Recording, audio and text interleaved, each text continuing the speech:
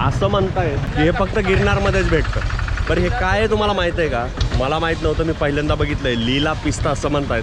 आता याला पिस्ता कसं म्हणणार, पण ज्यावेळेस हे ओपन करतो ना आपण त्यावेळेस हे बघा. आता का एक निकाल के दो.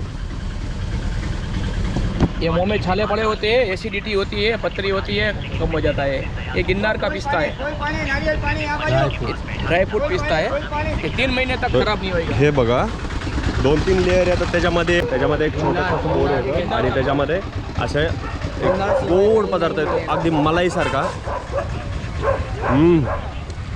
गिरनार लीला पिस्ता खरंच आवडला आपल्याला.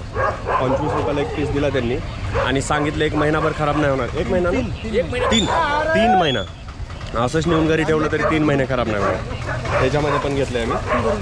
वा मजा आली.